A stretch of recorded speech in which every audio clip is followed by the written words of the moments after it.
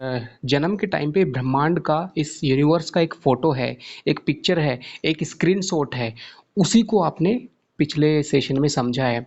और साथ में आपने समझा होगा कि हम जो जन्म लेते हैं वो हमारा एक्चुअली क्या है, हमारी सोल का जन्म नहीं है, वो हमारे लॉजिकल माइंड, जो कि सबकॉन्शियस माइंड और कॉन्शियस माइंड यानी कि बॉडी और जो हमारा लॉजिकल माइंड है उससे बना है।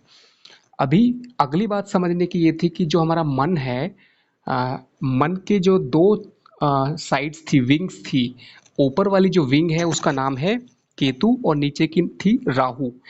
जो केतु है वो हमें सत्य की तरफ ले जाता है, राहु हमें मेटलिस्टिक साइड में लेके जाता है। तो लाइफ में हमारी यही भागदौड़ बनी रहती है। We are always chasing up either towards spirituality और towards materialistic, and we are always trying to make balance of.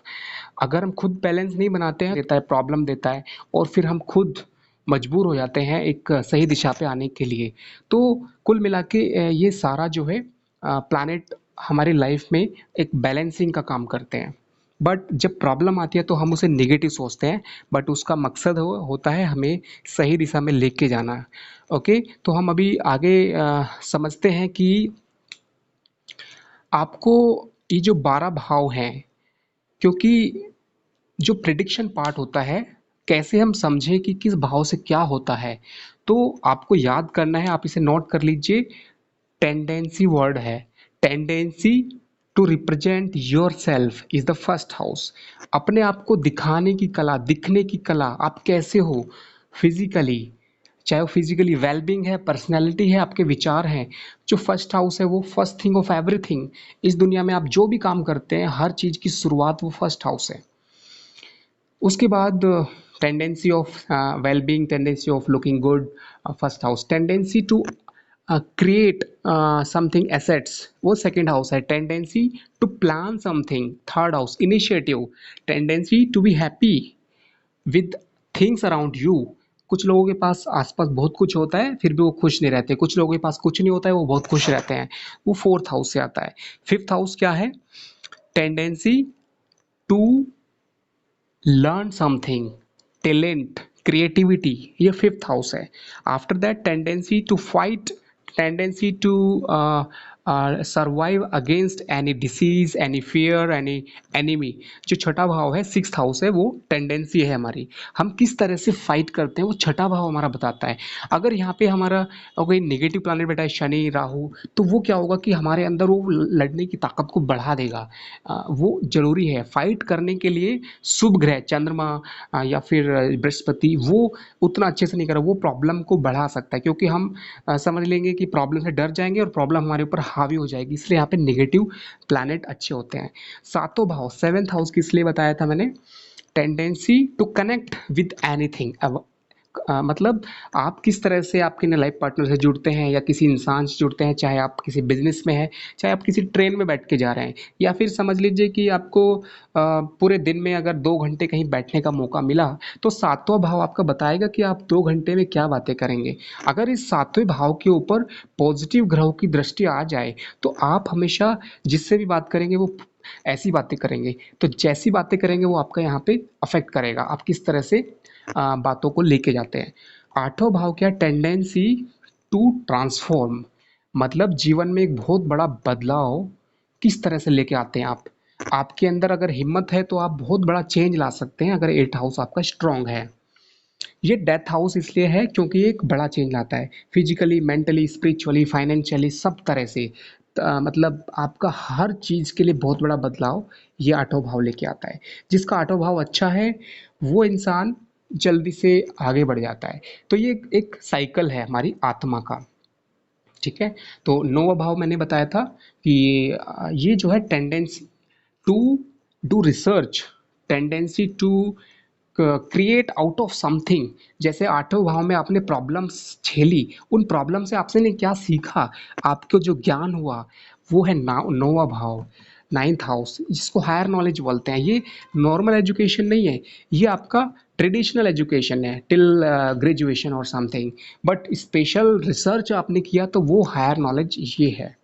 ठीक है, जो आपका समझ लीजिए कि आप जब छोटे थे तो ये है, आपने फिर जो आपका बेसिक समझ लीजिए कि फोर्थ फिफ्थ क्लास तक का वो ये है, सिक्स सेवन्थ एट्थ तक ये हो जाएगा, नाइन्थ टेंथ, फिर ग्रेजुएशन तक ये आ जाएगा। तो कुल मिला के अगर हम एजुकेशन वाइज भी देखें तो हमें वही साइकिल को फॉलो करना है। ओके।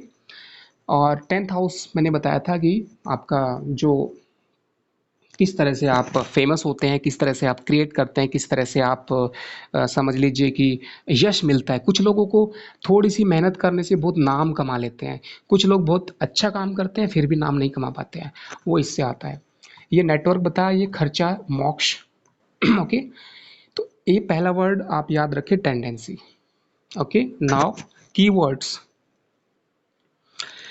कीवर्ड्स क्या होते हैं? आपको जब भी देखा पहले हाउस में अगर आपको दिखता है मतलब आपका सूर्य बैठा है, तो ये आदमी के अंदर सूर्य का प्रभाव आ जाएगा, उसके कैरेक्टरिस्टिक में, नेचर में, व्यक्तित्व में, पर्सनैलिटी में। जो भी ग्रह वहाँ बैठेगा, इसको हम अगले सेशन में शुरू करेंगे कि ग्रहों के हिसाब से हम कैसे डिसाइड करेंगे। लेकिन याद रखें कि कीवर्ड का मतलब है कि हर एक हाउस के अंदर कीवर्ड है। जो मैंने टेंडेंसी वर्ड बोला ये भी एक कीवर्ड था। कीवर्ड से कीवर्ड बनते हैं। ओके। कि इंडेक्स, ये जो इंडेक्स है आपका लाइफ में किसी काम को शुरुआत करने का इंडेक्स कैसा है, वो फर्स्ट हाउस है। सेकंड हाउस जो है वो आपके ग्राफ है या इंडेक्स है। इंडेक्स मतलब ग्राफ। आपका ग्राफ फाइनेंशियली कैसा रहेगा, वो सेकंड हाउस है। प्लानिंग, मैनेजमेंट, आप बड़ा कितना सोच सकते हैं, क्योंकि ये हाउस सामने पड़ता है नौवें भाव के। नौवां भाव किसका होता है जिंदगी में? आप जो सक्सेस अचीव करते हैं वो ये है। लेकिन सक्सेस की शुरुआत होती है प्लानिंग से, तो तीसरा भाव प्लानिंग का है। तो इंडेक्स ऑफ प्लानिंग ये है। ऐसे ही index of being happy of whatever you are doing, implementing and repeatedly doing, जो आप लगातार हैबिट से काम करेंगे वो आपका पांचवा भाव है। तो कुल मिला के ये एक बहुत सारी चीज़ें हैं, बट आप याद रखें कीवर्ड को। Number one tendency, keyword index, flow of energy, ये एक एनर्जी फ्लो भी है। वाइब्रेशन मतलब आपकी आत्मा का एक वाइब्रेशन है जो हमेशा आपको लाइफ में आगे बढ़ने में मदद करता है। 12 स्टेशंस ऑफ सोल, ये जो 12 भाव हैं ये 12 स्टेशंस ऑफ सोल हैं। इनकी नंबरिंग आपको पहले से ही मैंने बताया था, फिर भी कर देता हूँ आपको याद रखने के लिए। 5, 6, 7, 8, 9, 10, 11, 12, ये 12 भाव की मैंने बताए हैं। अभी इसके अंदर आपको नेक्स्ट चीज समझना है, काल पुरुष। ये कीवर्ड्स आप लिख लेना। ओके। अभी हम समझते हैं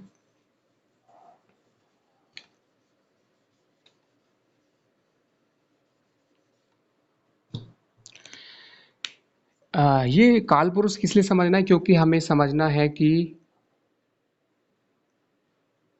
कुंडली में हम प्रिडिक्शन कैसे करेंगे, इसलिए काल पुरुष को समझना है।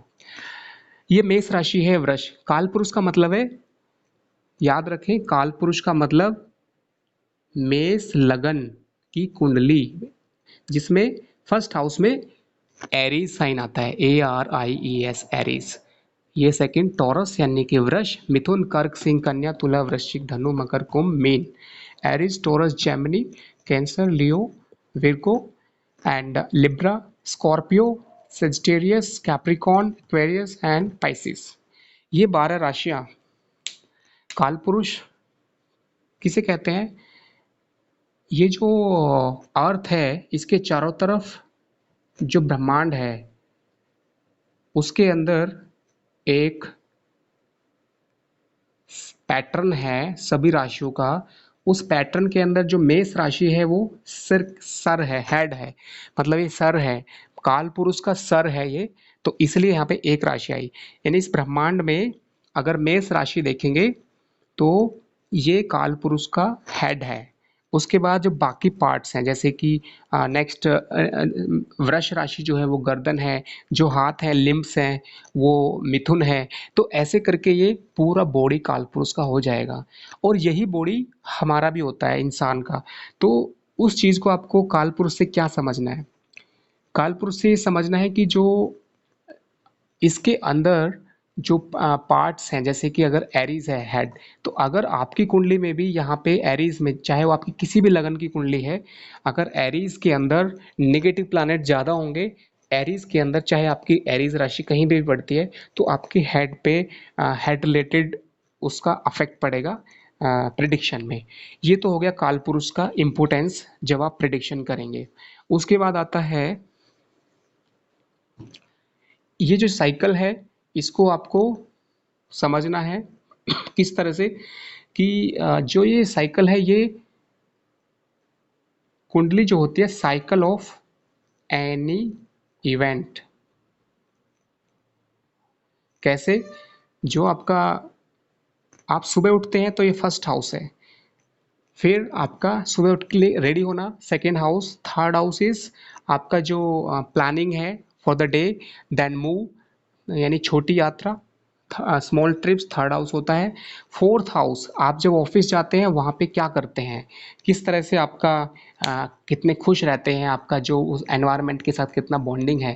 फिर वहाँ पे रिपीटेडली आप क्या टैलेंट आपका बाहर आता है, वहाँ पे प्रॉब्लम को कैसे सोल्व करते हैं, वहाँ पे आप बाकी लोगों से कैसे इंटरेक्ट करते हैं, वहाँ पे आप कितना नया रिसर्च करते हैं, उस रिसर्च से आप क्या सीखते हैं, उस सीखने से आप क्या यश पाते हैं, उससे आपका कितना फ़ायदा होता है, और फिर आप उस फ़ायदे में से क्या इन्वेस्ट करते हैं। ये साइकिल हो गया आपके ऑफिस का। उसके बाद अगर हम एग्जाम्पल से समझें साइकिल ऑफ समझ सकते हैं फूड, यानी कि खाना खाते हैं, वो भी हमारा चक्र यही है। हम खाना खाते हैं तो पहला हाउस क्या है हमारा माउथ, यानी कि हमने पहले उसको हमारे सामने फिजिकली वो खाना आएगा, फिर माउथ के थ्रू, फिर आपका जो थर्ड हाउस है वो होता है ग्रास नली, फोर्थ हाउस जो है आपका ग्रास नली के अंदर जो एंड पॉइंट है दैन स्टोमक। तो ये जो है फूड का भी एक प्रोसेस है, जिसमें आपका अगर बॉडी के अंदर कहीं पे भी नेगेटिव प्लैनेट्स हैं तो आपका फूड उस पर्टिकुलर जगह पे जाके ब्लॉकेज होगा या प्रॉब्लम क्रिएट करेगा। तो जैसे कि किसी को हेल्थ रिलेटेड प्रॉब्लम होती है या कुछ प्रॉब्लम होती है, तो स्टोमक रिलेटेड अगर फिफ्थ हाउस पे समझ लीजिए किसी का 2 या 3 नेगेटिव प्लैनेट्स आ जाते हैं, शनि भी आ गया, मंगल आ गया, राहु आ गया, तो ये इसका मतलब क्या है कि पेट से रिलेटेड प्रॉब्लम रहेगी। वो क्या रहेगी, वो किस हाउस का मालिक है, कहाँ से क्या कनेक्शन है, वो प्रडिक्शन का जब हम स्टार्ट करेंगे क्लास तब बताएंगे। बट ये मैंने क्यों बताया है, आपको एक आइडिया देने के लिए, रफ आइडिया। आइडिया ये है कि ये साइकिल जो है कुंडली जो होती है, ये आपके खाने का भी एक साइकिल है कि आप कैसे खाते हैं और आपका खाना कैसे आपकी बॉडी में एनर्जी की तरह ट्रांसफॉर्म होता है। एक मैंने बताया कि एक बच्चा जब पैदा होता है तो वो किस तरह से खड़ा होना सीखता है, बड़ा होता है कुटुंब में, और उसके लिम्स मतलब वो हाथ का मूवमेंट स्टार्ट करता है, वो चीज़ों को छूना सीखता है, टच करना सीखता है, तो थर्ड हाउस है। उसके बाद वो चीज़ों में इंटरेस्ट लेके उसे आगे बढ़ता है, फिर उसके अंदर क्रिएटिविटी आती है।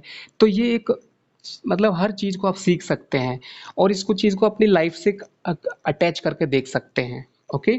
जिस इंसान का बचपन बहुत खराब होता है, उसका समझ लीजिए सेकंड भाव में शनि बैठा है, कुछ नेगेटिव प्लैनेट्स हैं या राहु कुछ ऐसा है। जैसे कि राहु होगा तो क्या होगा, उसकी फैमिली जॉइंट फैमिली में बड़ा कुछ ऐसा कुछ इश्यूज रहेंगे या प्रॉब्लम वाला। अगर नेगेटिव प्लैनेट, अगर राहु बहुत अच्छा है तो जॉइंट फैमिली से अच्छा रिजल्ट भी मिलेगा। तो कुल मिला के आपको ये देखना है कि ये पूरा एक साइकिल है, उस साइकिल के अंदर जहाँ जहाँ अच्छे प्लैनेट बैठे हैं वो एनर्जी फ्लो होगा, वो अच्छी चीज़ें होंगी। जहाँ पे नेगेटिव प्लैनेट है उसका नेगेटिव वे में रिजल्ट मिलेगा।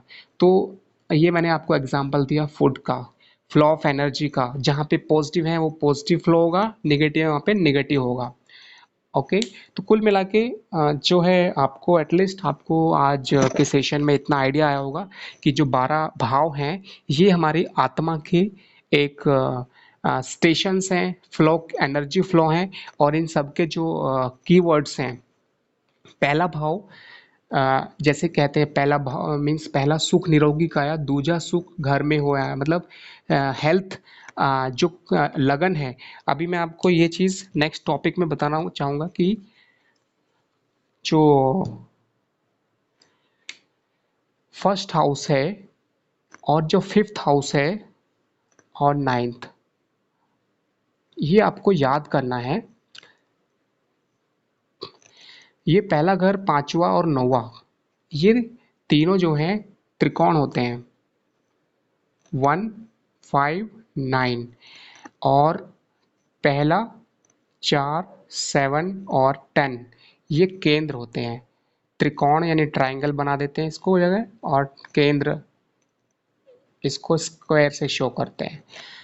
तो 1, 5, 9 आर त्रिकोण और पहला 1, 4, 7, 10 हाउसेज आर केंद्र। तो इसका मतलब है कि जो 1 है वो केंद्र भी है और त्रिकोण भी है, केंद्र एंड त्रिकोण। तो जो केंद्र है वो होता है विष्णु भाव और त्रिकोण होता है लक्ष्मी भाव। इसका क्या इंपॉर्टेंस है कि इस त्रिकोण के अंदर सबसे जो पावरफुल हाउस है वो है 9th हाउस। त्रिकोण में सबसे पावरफुल हाउस 9th हाउस और केंद्र में सबसे powerful house 10th house.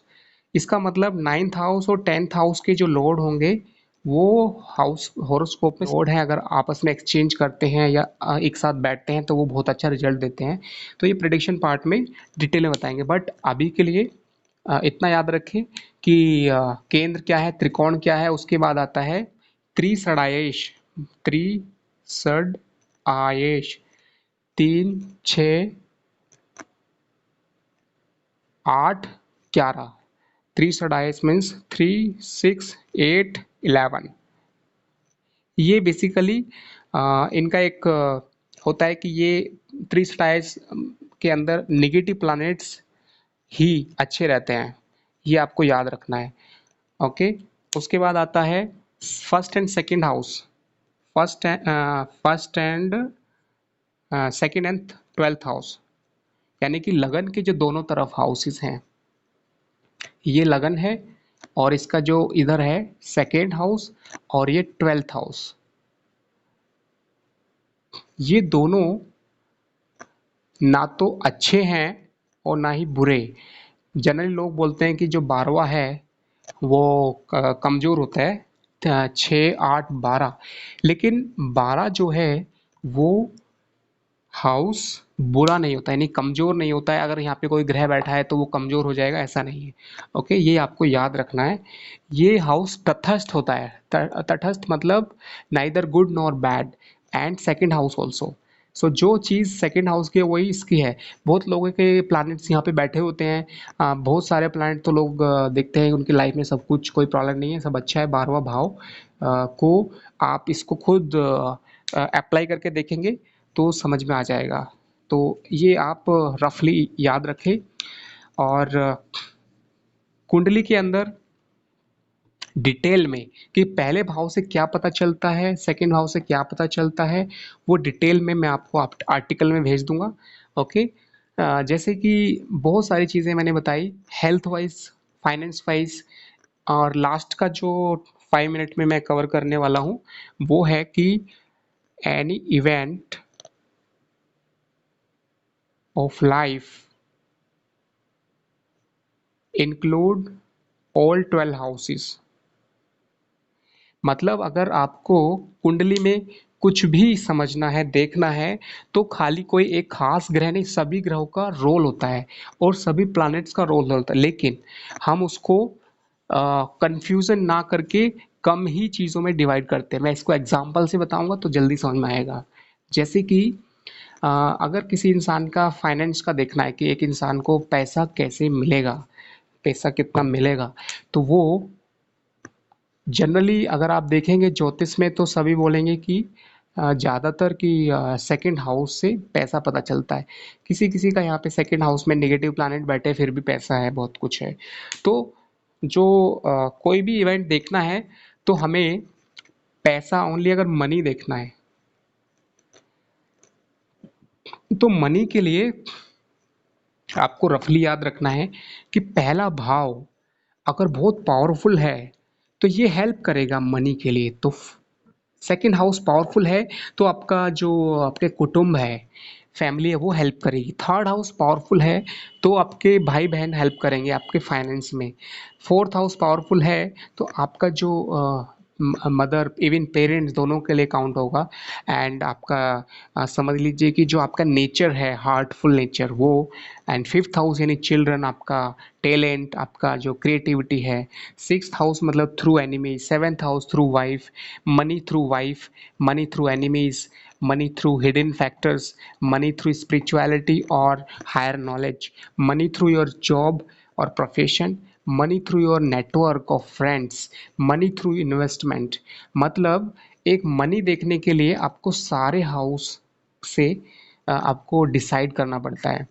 Means only आप देखेंगे कि अगर किसी का वृष लगन है, मीन्स सेकंड यहाँ पे है, तो दो का मालिक अगर शुक्र है और वो अगर बैठ जाए, समझ लीजिए कि बोलेंगे ये यहाँ पे बैठ जाए शुक्र, तो ऐसा मीन्स नहीं नहीं, फाइनेंस के बारे में अगर बात करें तो तीन का मालिक यानी कि बुध अगर यहाँ पे बैठता है, mercury, Lord of second house that is money, कुटुंब, मनी हाउस सेकंड हाउस है। सो मनी हाउस का लॉर्ड कौन हुआ था? थ्री का मर्क्यूरी, वो केंद्र में त्रिकोण में बैठा हुआ है यहाँ पे। ये एक अच्छी पोजीशन है, बट आपको बाकी चीज़ें भी फैक्टर देखने पड़ेंगे कि धन का कारक प्लैनेट होता है। कारक को नेक्स्ट सेशन में बताएंगे। ओके, सभी चीज़ों का एक कारक होता है, जैसे कि आपका हेल्थ का एक कारक है। ओके, और आपका फाइनेंस का एक कारक है, आपका मैरिड लाइफ का एक कारक है। सभी के अलग अलग कारक होते हैं, हाउसेस के भी कारक होते हैं। फर्स्ट हाउस का जैसे कि सूर्य एक कारक होता है। ओके, ऐसे ही आपके फैक्टर्स के। तो ये जो प्रेडिक्शन पार्ट है इसको नेक्स्ट सेशन में करेंगे।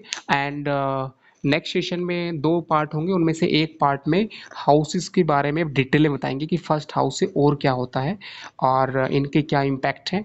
And then prediction part start होगा। तो आज के लिए इतना ही। और रफली आज आपने जो सीखा है उसको मैं एक शॉर्टकट में फिर से बता देता हूँ कि आपने सीखा है कि जो किसी भी इंसान का जो चार्ट है वो एक पिक्चर है उस ब्रह्मांड का उस पर्टिकुलर टाइम पे। It's like a screenshot of the universe at the time of birth.